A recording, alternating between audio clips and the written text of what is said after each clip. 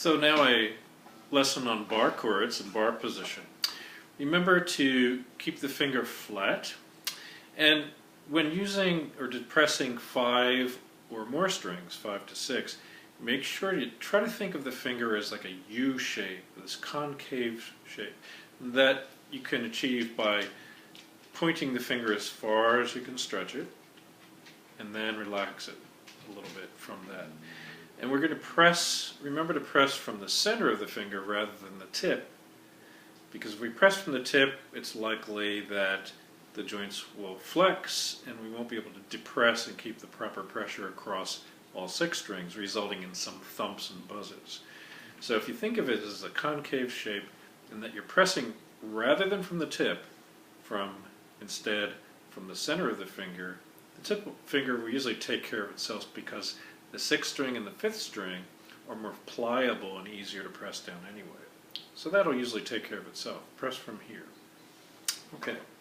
So we also press, of course, next to the fret, not on top, because if we're on top, we're going to mute the strings. So the bony part of the finger, the bony protrusion on the side, will more easily hold the fret down than the fleshy part.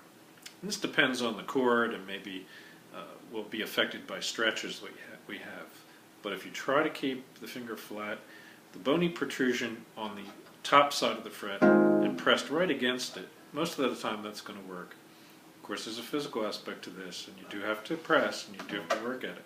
So here's an exercise that will allow us to progress with bar chords physically and keep a connection theoretically to the instrument. So if we take a 5-string bar chord where all the frets, where the fingers are across the frets here, little finger on the 2nd string, 3rd on the 3rd, 2nd on the 4th, and the 1st finger barring the 1st fret, we'll find that it's kind of hard to get all the fingers in there. So the first thing we're going to do is utilize the elbow. So if you want fingers to be across the strings, and especially with the 4th to reach across, it's elbow in. But here, elbow out, you see, even before I do anything with the fingers, gets them in place. So let's take this and name it, because the root is on the 5th string. Let's name it, play it chromatically, strumming with the thumb in the right hand, placing the thumb on the 5th string, and we're going to push in and sweep across all 5 strings towards the floor.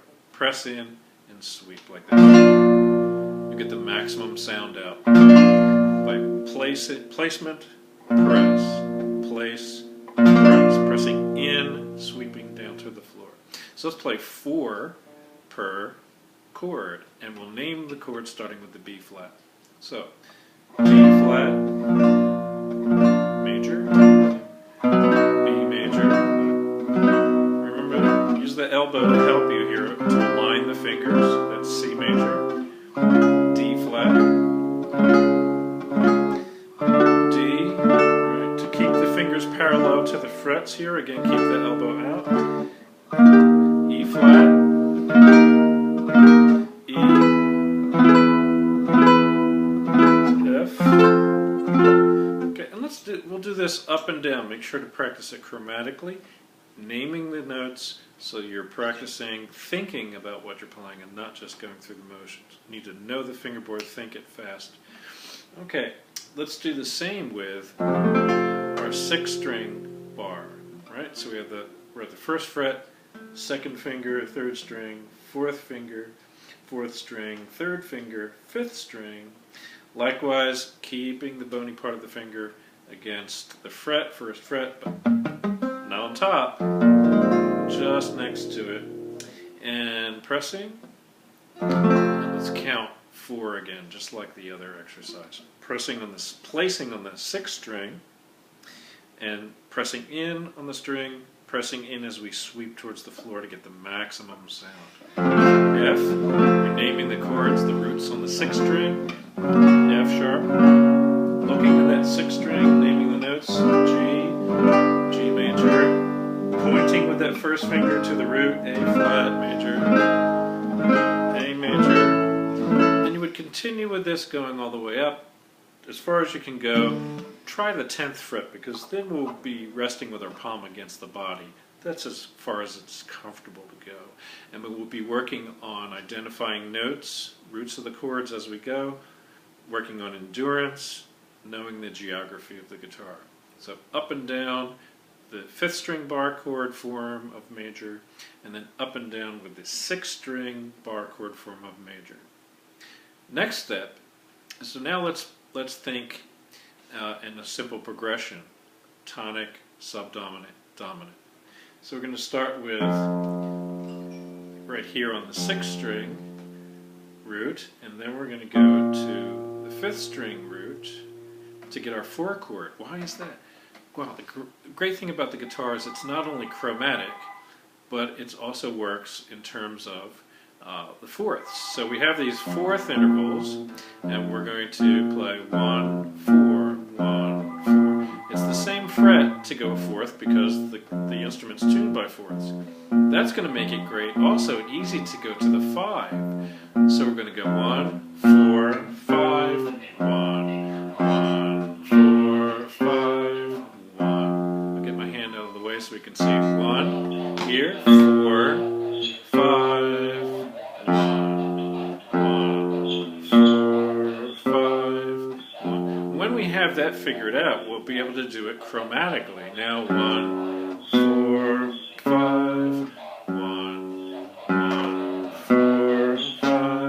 And then we're going to move up 1, 4, 5, 1, 1, 4, 5, 1. And then move up again. 1, 4, 5, 1, 1, 4, 5, 1. And again. 1, 4, 5, 1, 1, 4, 5, 1.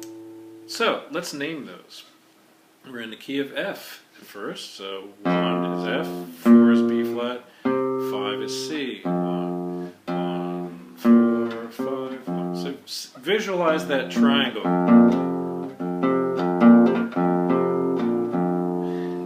And the only change in the chord will be from the 6th string bar chord to the 5th string bar chord. Why are we doing that? Because the roots are 6 and then 5. So we're playing F, B flat, C, F. Do it again. Visualize it. 6th string bar chord, 5th string bar chord, and notice from 4 to 5 is a whole step.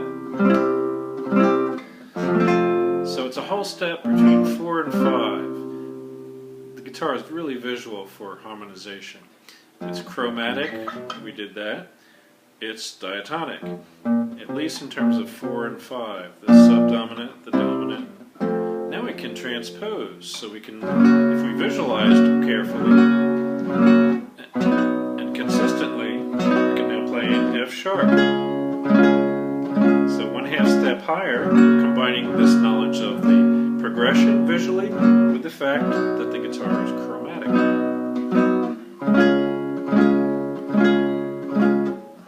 So practice this in each key, so it will look sped up like this. Have fun.